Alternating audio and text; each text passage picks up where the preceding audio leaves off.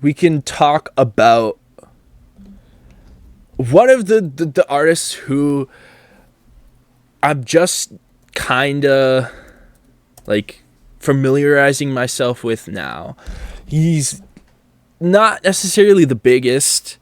I think, to be honest, like if we're really talking numbers, he's actually quite small, but he's got connections. And I think his sound is actually very, not only unique, but I think could work like growth wise. And that is Deevs. Deevs here is, I don't know much about him, to be honest. If we look at his Instagram, like he's got less than 1,000 followers. He's been posted on Vanity, but that's mostly through his ties with $J. And if I could sum up Deevs in one word, or not one word, but in like a sentence, it's early 2010s nostalgia. That's the type of music he plays or he makes. To the point where one of his recent songs is literally a G6 remix. I don't need her, so I kicked her straight out my door. She heard Deevs up on the speakers, now she reaching for the blow. I invite her to the function, cause I know she gonna go. She's gonna have a good time, and that shit's out of your control. I came through stunting, man, I had to helmet land on him. We don't understand my motives, had to swing on him. Just like Coach said, man, you gotta use those fangs on him. Call me John Moran when I cock back bang on him. Bitch, I'm doing me, bought a black truck for the team. Go the title, I was Dino Fresh, they call me. So you kind of get the gist. It's that part of it is such a, it's unique, which is I think why I like it. It's the 2010s nostalgia, which if I'm assuming he's hanging out with $J, I don't know how necessarily how old $J, but he can't be older than 20. He can't be, and like me who I'm 23, so like it's not that old, that much older, but like assume he's 18 or 19. There's a 5-year gap there where like the 2010s all of a sudden became nostalgia, which doesn't make sense to me. But at the same time, everything's cyclical. And like, if you're talking about like 15 years ago, like when was the original G6 released? Like Fly Like a G6. Is there an even... Okay, so this is the original, right? Yeah, 800 million streams. That's crazy. I should probably pause this. 2010. So it came out 15 years ago. 15 years ago. And it coming back, not only from Deevs, by the way. I just saw that there's this Vancouver artist, Tio, who's also remixed it. But like this type of early 2010s nostalgia is very interesting to me.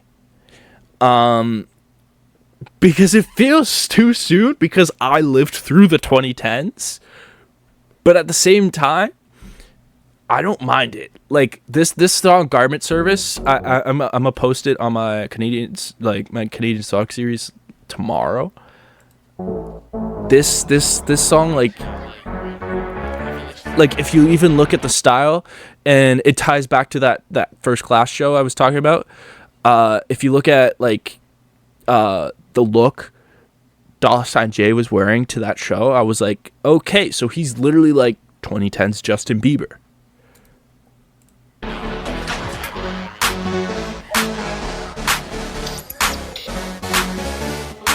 And like even like the style feels like using the term swag, Like, you know, like it's very intentional. But I think it works, and I think it's a very unique thing. Bitches Deevs, but you knew that shit already. I pull up to the garment service, get me in the heady. You keep on trying to blow up, but I promise you're not ready. Now my bag be getting bigger, cause my motion getting steady. Posted in the club, I'm telling her let's party now. She asking me what's on my feet, I tell her Marnie's now. And this also ties into a conversation that I think was a more mainstream conversation that was happening before, which was the death of dance music. It was more of a tie into, again, if you can read between the lines, you'll see what I'm saying, but at the same time, I'm going to keep it simple. Clubs wanted to make money, and they could make more money off of the tables than on the dance floor, and so they started creeping in on the dance floor and shrinking the dance floor to make room for more tables, which would make more money. And that in and of itself then killed dance music, because there was no dance floor to dance on. The clubs became more about electronics dance music, which was just more ambient, for people just trying to get their fix in whatever way they wanted to. And this feels a lot less about getting your fix in and more like about like enjoying your time, if that makes sense. Pouring up the drink, I've been sipping up on that Barney now. Been waiting long enough, so it's time that we break this party down. Nobody do it like Deevs, my phone be buzzing like B. You need some help, just say please. Me and David blame like Simon. Now, like, lyrically, he's saying all the same things that regular hip-hop says, just in over a dance beat, which is, again, I think is very unique, and I think that's why it works. Nobody do it like Deevs, my phone be buzzing like B. You need some help, just say please. Me and David blame like Siamese. Bitches Deevs, but you knew that shit already. I pull up to the garment service, get me in the heady. You keep on trying to blow up, but I promise you're not ready. Now my bag be getting bigger, cause my motion getting steady.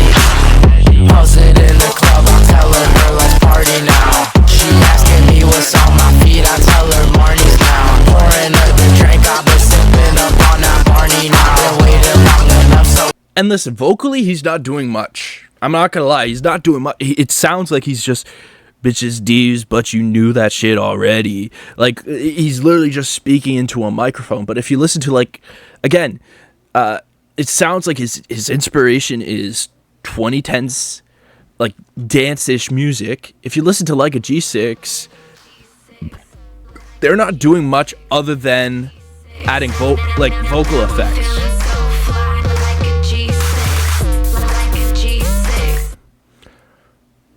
So, like, the only difference between Deevs and like a G6 right now is the vocal effects. I'd say his vocals are almost more raw than like a G6. I don't even know who's on it. What is it? Cataracts?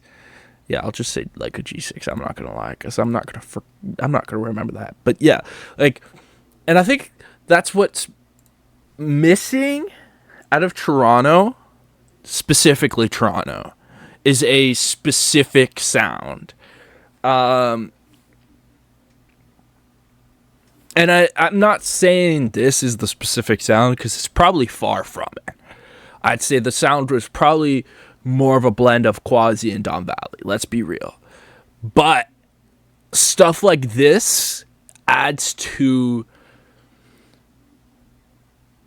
the experiment, or the room for creativity with those sounds. And I think in doing that will then start blending things together in finding a true Toronto sound that can then break through.